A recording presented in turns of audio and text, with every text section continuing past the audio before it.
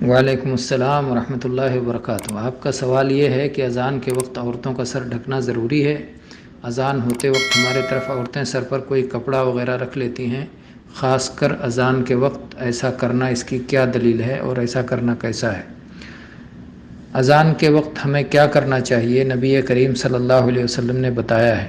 اللہ کے نبی صلی اللہ علیہ وسلم نے فرمایا اذا سمعتم المؤذن فقولوا مثل ما یقول، جب مؤذن کو اذان دیتے ہوئے سنو تو تم بھی ویسے ہی کہتے جاؤ جیسے مؤذن کہتا ہے۔ جب مؤذن کہے اشہد ان لا الہ الا اللہ تو ہمیں بھی کہنا چاہیے اشہد ان لا الہ الا اللہ۔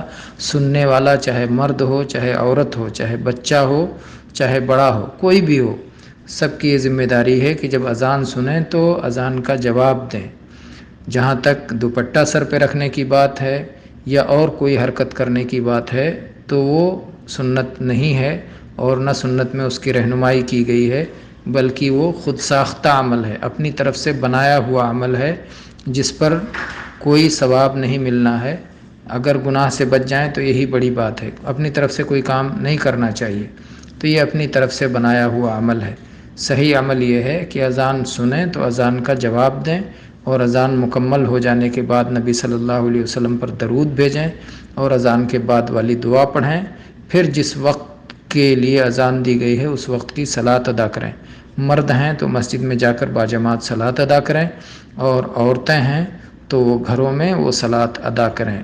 فجر کی اذان ہوئی تو فجر کی اذان کا جواب دیں، اور اس کے بعد فجر کی سنت پڑھیں اور فرض پڑھیں۔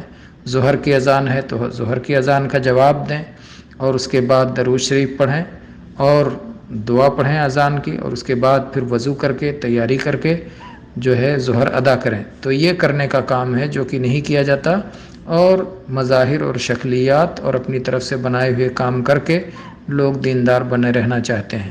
اگر اللہ کی رضا حاصل کرنا ہے تو اللہ کے دین کا صحیح علم حاصل کر کے اس کے مطابق عمل کرنا ہوگا۔ اللہ ہمیں اس کی توفیق دے، آمین۔